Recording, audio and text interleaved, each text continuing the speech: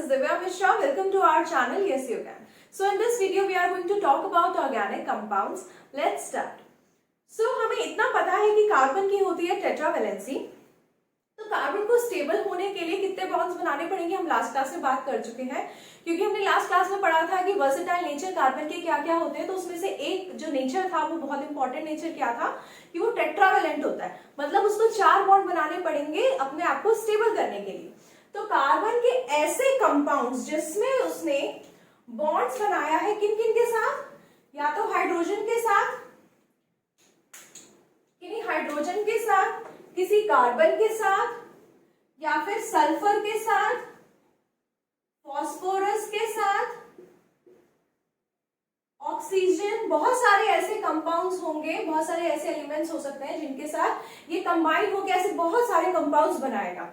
Oxygen हो गया, nitrogen हो गया, हेलोजन्स हो गए। हेलोजन्स आप समझते हैं, हेलोजन्स हो गए जैसे कि क्लोरीन, ब्रोमीन, आयोडीन, ये सब, ठीक है। तो ये हो गए हेलोजन्स। कार्बन इन सब में से किसी के साथ भी कंबाइन हो जाएगा और ऐसे कंपाउंड्स को हम बोलेंगे ऑर्गेनिक कंपाउंड्स।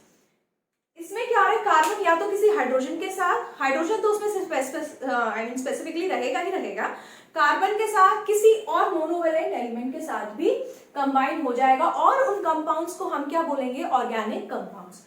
और ऐसे ऑर्गेनिक कंपाउंड्स की स्टडी को हम बोलते हैं ऑर्गेनिक केमिस्ट्री। ये वर्ड को जरा ध्यान से रख लो दिमाग में। क्यों? क्योंकि ऑर्गेनिक केमिस्ट्री अब आपका सबसे पहली बार बेस यहीं से शुरू हुआ है, और जो बच्चे आगे परस्यू करेंगे केमिस्ट्री में उनका ये जाने ही वाला है साथ साथ। जो केमिस्ट्री पढ़ेंगे उनको ऑर्गेनिक केमिस्ट्री पढ़नी ही पड़ेगी। तो बेस बहुत ज्यादा स्ट्रांग होना चाहिए, तो हर एक चीज को ध्यान से दिमाग में रखना है, ठीक है।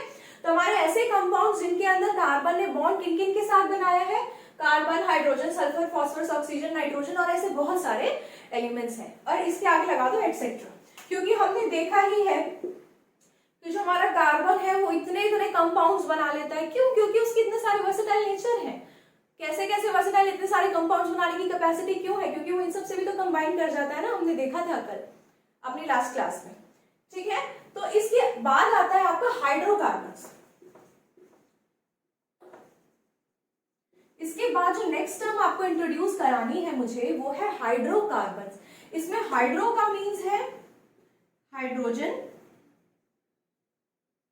कार्बन इज कार्बन, इसमें बीच में लगा दो ऐड प्लस का साइन। तो ऐसे कंपाउंड्स जो बने हैं हाइड्रोजन से और कार्बन से मिलके, उन कंपाउंड्स को हम बोलते हैं हाइड्रोकार्बन। ऐसे कंपाउंड्स जिनके अंदर कार्बन इन सब चीजों से भी मिलेगा उनको हम बोलेंगे ऑर्गेनिक कंपाउंड्स। लेकिन ऐसे कंपाउंड्स जिसमें सिर्फ कार्बन हाइड्रोजन के बीच, मतलब कार्बन हाइड्रोजन से ही जुड़ेगा, उन कार्बन कार्बन से भी जुड़ सकता है, कार्बन और हाइड्रोजन ही पूरे आपको कंपाउंड में दिखेंगे, उन कंपाउंड को हम बोलेंगे हाइड्रोकार्बन्स, ठीक है। अब हमारे हाइड्रोकार्बन्स होते हैं 2 टाइप के। तो ऑर्गेनिक कंपाउंड समझ में आ गया। ऑर्गेनिक कंपाउंड्स में आपके पास सिर्फ इतना ही है समझने के लिए। हाइड्रोकार्बन्स में हम सीधा जाते हैं। हाइड्रोकार्बन्स हमारे होते हैं 2 टाइप के। कौन कौन से? पहला सैचुरेटेड, सैचुरेटेड, दूसरा होता है अनसैचुरेटेड। हमारे जब हम सैचुरेटेड और अनसैचुरेटेड अपनी डेली लाइफ में वर्ड यूज करते हैं, तो सैचुरेटेड हम कहाँ यूज करते हैं कि भाई अब एक पॉइंट ऐसा आ गया कि अब हमें कुछ और कि मतलब एक सैचुरेशन पॉइंट भी आ जाता है बंदे, जैसे कोई बंदा पढ़ाई करे जा रहा है, अब एक सैचुरेशन पॉइंट आ गया मेरा, जैसे मैंने 4 आवर्स पढ़ लिया तो बस अब इससे ज्यादा मैं बेयर नहीं कर सकती हूँ, तो बस मैं उसको बोलूंगी कि ये मेरा सैचुरेशन पॉइंट है। मतलब किसी चीज को बस अब इस हद से, इस लेवल से अगर पार होगा तो इट्स ओवर। तो इस तरीके से हो जाता है, उस पॉइंट को हम बोलते हैं सैचुरेशन पॉइंट। और अनसैचुरेटेड कि अभी तक भी वो पॉइंट नहीं आया, ठीक है। तो इनकम्प्लीट जैसा कुछ, और सैचुरेटेड इज फुल ऑन, उसका ऑलरेडी जो भी चीज है वो कंप्लीटेड है, ठीक है।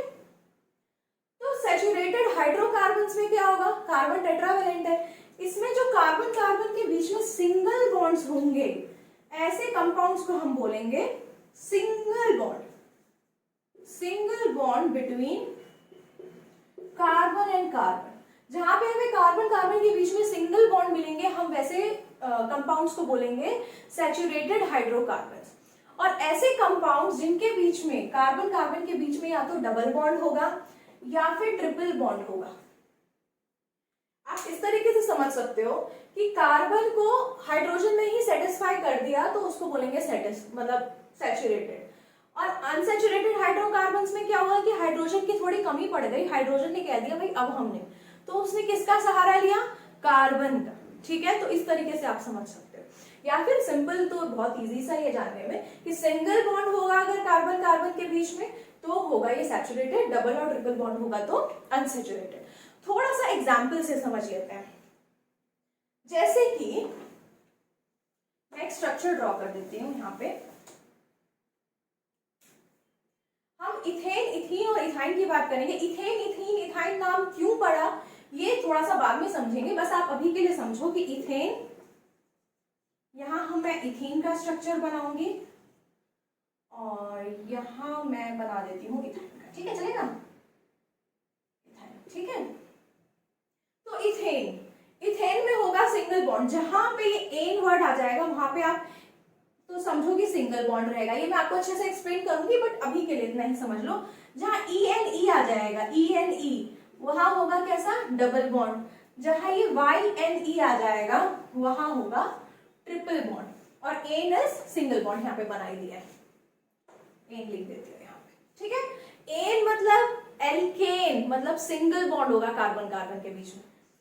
एल्कीन मतलब कीन, ई एन ई, तो हो जाएगा डबल बॉन्ड। एल्काइन हो जाएगा तो हो जाएगा मेरा ट्रिपल बॉन्ड। ठीक है, तो यहाँ पे एल्केन एक ले लेते हैं, इथेन। इथ मतलब होता है 2 कार्बन, इथ मतलब 2 कार्बन, इथ मतलब 2 कार्बन। तो मुझे 2 कार्बन का यहाँ पे कंपाउंड बनाना है। तो मेरे पास कार्बन कितने हैं, 2 है। क्योंकि एन है तो मेरे दिमाग में सबसे पहले क्लिक क्या करेगा, सिंगल बॉन्ड। तो कार्बन कार्बन के बीच में मुझे कैसा बॉन्ड बनाना होगा, सिंगल बॉन्ड, तो मैं बना दूंगी। और कार्बन की कितनी वैलेंसी होती है, वैलेंसी होती है 4, तो बनाओ 4 उसकी वैलेंसी। 3, 1 2 3 4 कंप्लीट। छोड़ दो अब इस कार्बन को। अब इस वाले कार्बन को पकड़ो तो इस वाले कार्बन ने ऑलरेडी एक बॉन्ड कार्बन के साथ बना रखा है, और कितने बॉन्ड बनाएगा तो स्टेबल होगा, 3। तो बस यहां जोड़ दो H।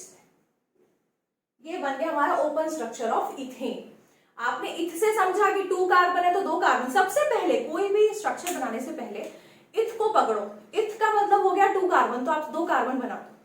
अगर एन है तो कार्बन कार्बन के बीच में सिंगल बॉन्ड, इन है तो कार्बन कार्बन के बीच में कैसा बॉन्ड बनाओगे,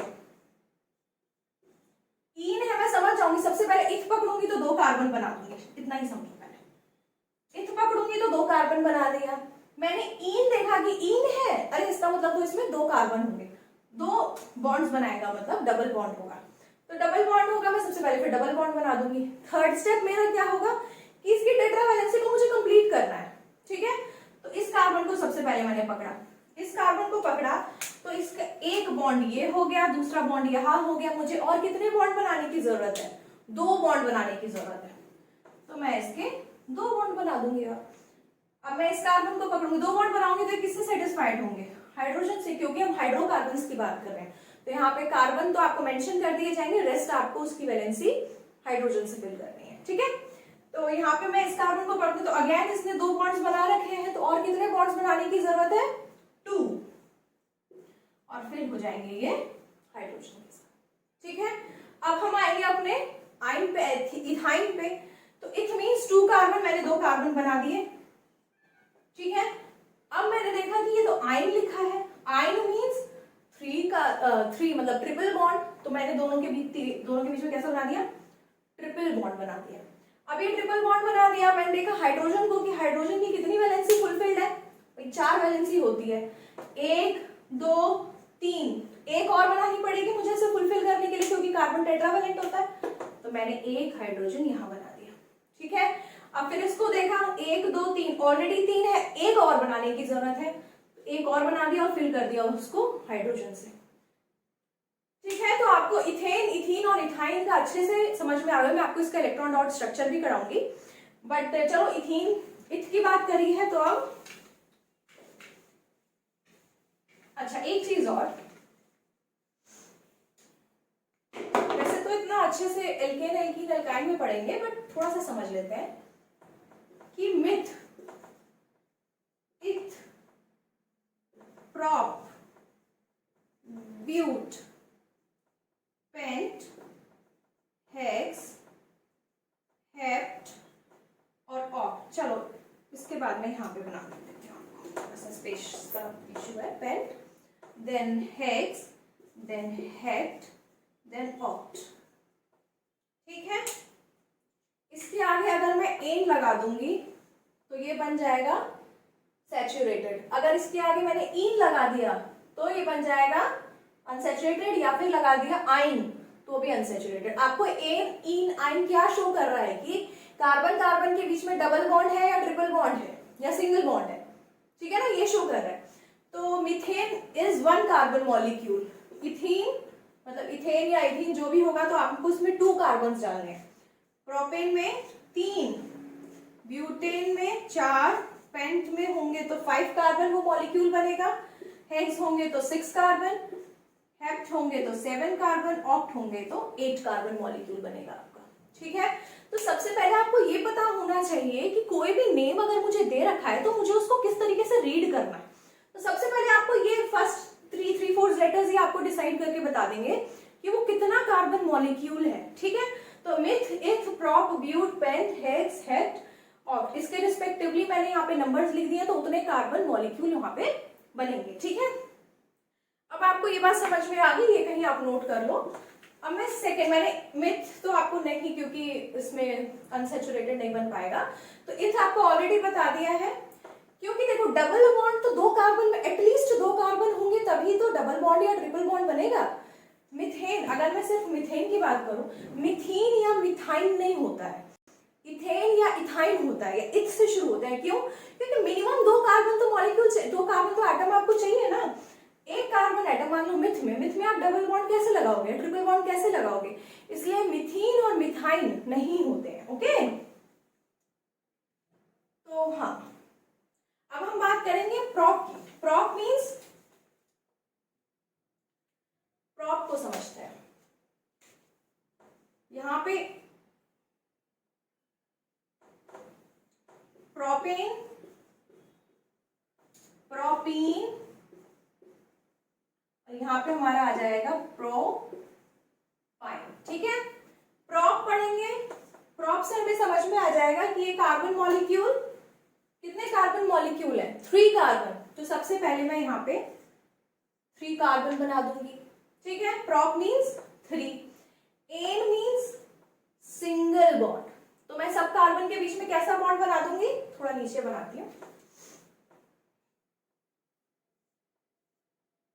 ठीक है, सारे कार्बन के बीच में हो जाएगा मेरा सिंगल बॉन्ड।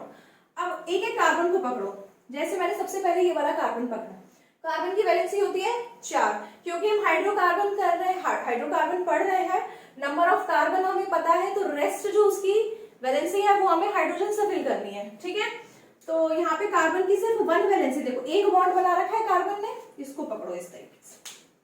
ठीक है, देखो स्टार्टिंग है ऑर्गेनिक केमिस्ट्री की, तो थोड़ा सा कंफ्यूजन आपको होता होगा, I know, I can understand, but आपको थोड़ा सा समझना पड़ेगा और ब्रॉड माइंड रख के सोचना पड़ेगा। ठीक है, तो सिंगल बॉन्ड है और कितने बॉन्ड बनाने की जरूरत है, 3 बना दिए, फिल किससे कर देंगे, हाइड्रोजन से, एज सिंपल एज दैट। अब ये वाला बीच वाला कार्बन पकड़ा, इसमें और कितने बॉन्ड्स बना रखे हैं, देखो 1 2 बॉन्ड्स बना रखे हैं, और कितने बनाने की जरूरत है, 2 बना दो, सिंपल। अब ये देखो इसने कितने बॉन्ड बना रखे हैं, ये तो कुछ ऐसा सा ही लग रहा है ना, देखो एक ही बॉन्ड बना रखे हैं और कितने बना देंगे हम। ठीक है, तो मेरा हो गया ये प्रोपेन। अगर मैं इसका मॉलिक्यूलर फॉर्मूला लिखूं तो कार्बन कितने, देखो 1 2 3 कार्बन है 3, और 1 2 3 4 5 6 7 8, हाइड्रोजन कितने हैं, क्या हो गया ये C3H8। ठीक है, अब बनाते हैं प्रोपीन। प्रॉप मीन्स 3, यहां तक का देखो, प्रॉप मीन्स 3 कार्बन, तो 3 कार्बन बना दिए। अब देखा कि मैंने इन है तो कार्बन कार्बन के बीच में कैसा होगा, देखो कहाँ बॉन्ड बनाने से हमेशा अभी के लिए यहाँ पे देखो कि मैं 1 लगा रही हूँ, क्यों लगा रही हूँ ये मैं आपको बाद में बताऊंगी, कि मैं कहाँ कार्बन पे लगाऊं, ठीक है।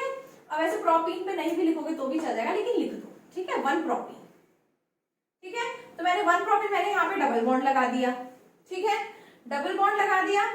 अब एक एक कार्बन पकड़ेंगे, ठीक है। तो सबसे पहले ये वाला कार्बन देखा, कितने हैं यहाँ पे, 2 बॉन्ड्स ऑलरेडी बने हुए हैं, और मुझे कितने बनाने की जरूरत है, 2। अब बीच वाला कार्बन देखो कितने बॉन्ड्स बने हुए हैं, देखो उसने बोला है प्रोपीन, तो प्रोपीन एक ही बनाना है अभी आपको, ठीक है। एक प्रोपीन बना तो एक ही सिंगल डबल बॉन्ड आपने लगाया, तो यहाँ पे तो सिंगल ही बॉन्ड लगेगा ना। तो इस वाले कार्बन के पास कितने, 1 2 3 बॉन्ड इसने बना रखे हैं, तो एक यहाँ पे और हाइड्रोजन लगेगा। अब इस वाले कार्बन को पकड़ो तो इसने एक ही बॉन्ड बना रखा है, इसको फिर से आपको ऐसे करके 3 बॉन्ड्स बनाने पड़े। मॉलिक्यूलर फॉर्मूला भी लिख लेते हैं, कितने कार्बन है, 1 2 3 C3H, देखो 1 2 3 4 5 6, हाइड्रोजन कितने हो गए, C3H6। अब हम आ जाएंगे अपने प्रोपाइन पे, प्रोप मीन्स 3 कार्बन, मैंने 3 कार्बन बना दिए, ठीक है। आइन देखा, मैंने ट्रिपल बॉन्ड बना दिया, ठीक है। यहाँ पे कुछ नहीं है तो मतलब सिंगल बॉन्ड होगा, ठीक है। कार्बन कार्बन के बॉन्ड के बीच में सिंगल बॉन्ड तो होगा ही ना, क्योंकि इस कार्बन कार्बन के बीच में कोवेलेंट बॉन्ड तो बनता ही है, तो अंडरस्टूड सी बात है। तो आपको एक डबल बॉन्ड ट्रिपल बॉन्ड आपने लगा दिया। अब इस कार्बन को पकड़ो, 1 2 3 बॉन्ड इसने ऑलरेडी बना दिए, तो एक कितना चाहिए आपको, एक ही हाइड्रोजन चाहिए इसको कंप्लीट करने के लिए। अब सेंटर वाला देखो 1 2 3 4, यहाँ पे इसने 4 बॉन्ड ऑलरेडी बना रखे हैं, तो इसको अब तो इसकी वैलेंसी मतलब ऑलरेडी कंप्लीटेड है ना, कार्बन टेट्रावेलेंट होता है, देखो 1 2 3 और 4, चारों इसकी वैलेंसी कंप्लीटेड है, ठीक है। इसको ज्यादा दिमाग लगाने की जरूरत नहीं है, तो इसमें हम छोड़ देंगे। अब यहाँ पे देखो इसमें सिंगल बॉन्ड है, तो इसको 3 की जरूरत है, ज्यादा सोचना नहीं है। चीज कार्बन कितने हैं, 3, हाइड्रोजन काउंट कर लो, 1 2 3 4, C3H4, ठीक है। एक चीज नोटिस करो, प्रोपेन में कितने थे कार्बन, हाइड्रोजन, कार्बन तो तीनों में सेम ही रहेंगे, हाइड्रोजन 8, देखो धीरे धीरे 6 देन 4, धीरे धीरे हाइड्रोजन क्या हो रहे हैं, कम। अरे अंडरस्टूड है ना, बॉन्ड्स बढ़ गए ना, बॉन्ड 3 हो गए तो हाइड्रोजन ही तो है एक तरीके, मतलब बॉन्ड ही तो है जो कार्बन की कंप्लीट हो चुके हैं। हाइड्रोजन क्या कर रहा है, कार्बन के साथ मिलकर बॉन्ड ही तो बना रहा है, ठीक है। तो जैसे जैसे आप प्रोपाइन की तरफ जाएंगे हाइड्रोजन कम होते रहते हैं। So that's all for today's lecture. Hope you enjoyed the video. In the next lecture, we are going to study the electron dot structure of alkanes, alkenes and alkyne. So don't worry, next lecture is coming soon. See you in the next lecture.